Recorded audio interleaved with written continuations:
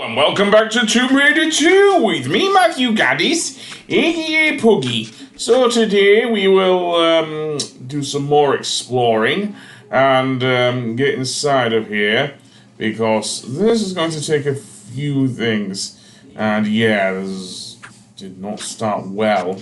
Where I'm supposed to be jumping to, as I say, is to the right there, which was at the end of the last episode. And then shimmy to the right and pull up. And indeed, we've already pulled this switch actually, so I don't know what the hell I'm doing here. But never mind, we'll continue. And indeed, pull this switch. That will open the gate as we did in the last episode, what the hell. But never mind, we'll continue. Now here, I just want to do a standing jump. A running jump will just have Lara just not do it right and whatnot. So now we have to find that gate, and that means going back again and pulling out the block on, just jumping on the block really. So yeah, fairly simples really. We already have the block in place, so that isn't a problem. And then just make Lara walk to the edge. And indeed, jump into the little alcove there. Make sure she's facing somewhat close there. I don't know if a running jump is necessary or not, but I did use it anyway.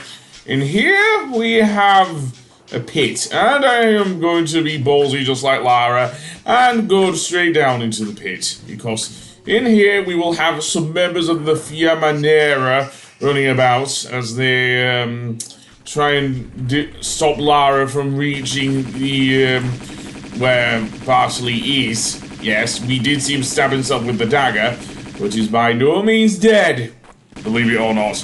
Even though we did see him pretty much commit suicide and or whatnot. So that being said, yeah, the main thing with these guys is that they use darts or something to attack you. I don't know, but they can easily be taken down with Uzis. I do not want to use the M16 here, no, because although I would say that the warriors here can be done so if you are able to put Lara in a good position. I cannot, and we're back to here, are we? Thing to watch out for are, of course, the fact that not all of the warriors will wake up at once, and we kind of need them to because of the fact that many of them are behind switches and whatnot. So yeah, another thing you can do is use the grenade launcher at close range. It is a very good close range weapon here, and will easily get rid of the things, the spear wielding ones especially. Which there are a fair few of in this area alone. So yeah, it only takes a few grenades, and if you use the all weapons cheat, it does work well here. Anyway, pull this switch, and that will open a gate further away. I believe it's at the top of the ramp. So that being said, let's go on, and indeed make our way up there. And indeed, there's some more I can't call them ninjas, but certainly Fiamma Nera guys who are throwing like darts at you. Maybe it's shurikens, maybe they are ninjas. I don't know. Anyway, the other thing of note is that there's some more grenades up here. Yeah, I think the game is tempting me to use the grenade launcher. I don't know, but I think it's tempting me to use the grenade launcher. Up here is a set of double doors, which easily can be opened with this switch. It's not one where we need to do a huge puzzle or anything, surprisingly, for a Tomb Raider game.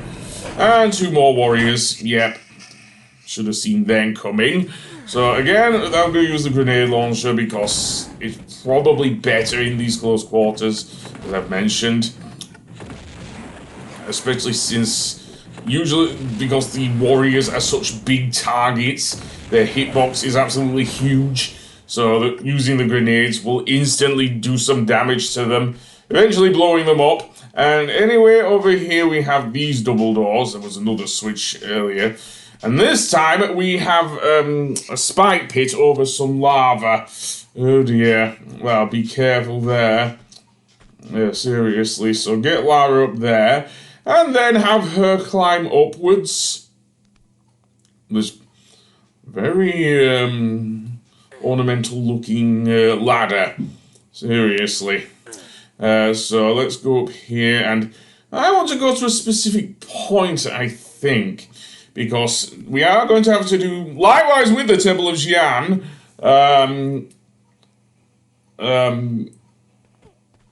some very tough jumps. I'm surprised I was able to pull that off. Then again, it's much easier on the PS5 than it was on the PS1, because of the fact that, of course, you were able to play this with a analog controller. You could not do that in, dare I say, back in 1997, despite this game being released at the same time as Crash Bandicoot 2. And yeah, to do that somersault jump, what you have to do is jump backwards and press both the jump and roll buttons at the same time. And then this bit, just a matter of jumping back and forth, really. So yeah, another not ninja is there. Although there's also a dark trap, but that can easily be stopped by pushing this block, or pulling this block, should I say, into the middle of the platform. You'll see ahead yet another temple. We can indeed go straight down there and finish the level. However, there is one more secret down there, and I did miss a secret, unfortunately. But it is one of the hardest secrets in the game to get. So, indeed, let's do a running jump over to the edge and land in the middle of the area. And then be careful and jump carefully over the hill. Well, not really a hill, the mound, I guess. And land there. Then, here's where things get a bit complicated. Namely, to land on the thing. Again, you do have to lower Lara's arc by grabbing, so be careful. Running jump over the gap, and in here is where the secret is.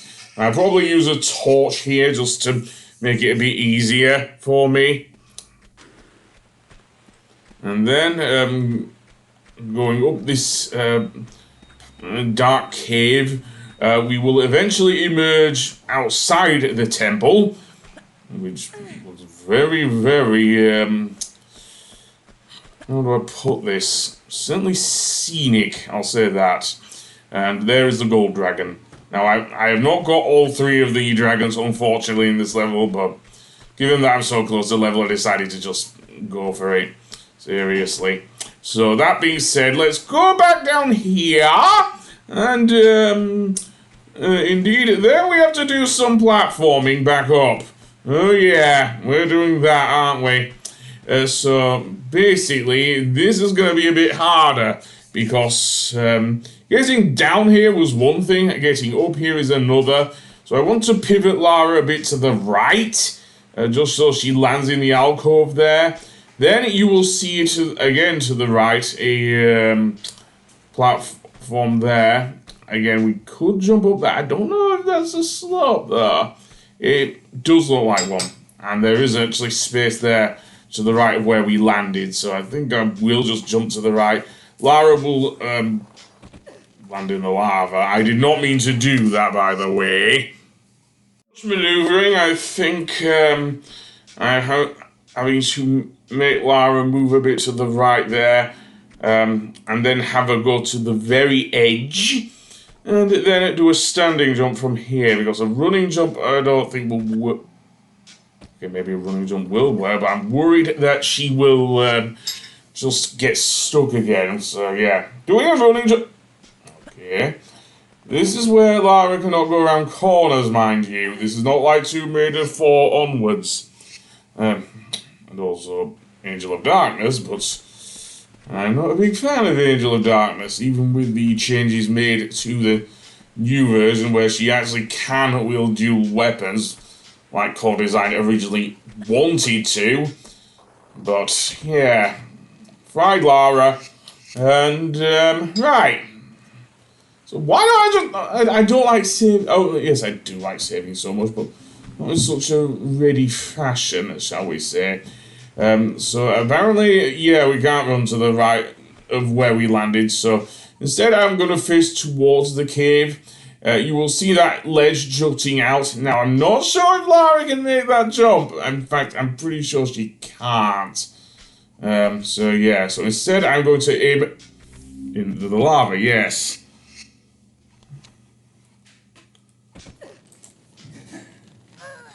Then basically there is another more tougher but also easier way to do, and that is to backflip off the slope and then make our way back around the burning fires and everything.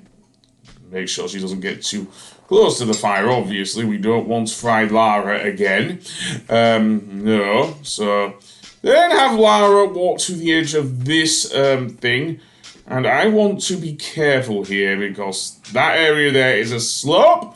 And you know how I feel about slopes in Tomb Raider games. So I will save here because this can be a very tough jump to make if you're not careful. You might slam into the wall or correct a position like she did there. Doesn't really matter there. Also, I did not pick up any of those shotgun shells. Probably because the shotgun has been rendered useless in the next level, but never mind. And then take the zipline to the very end of the level. So there we go.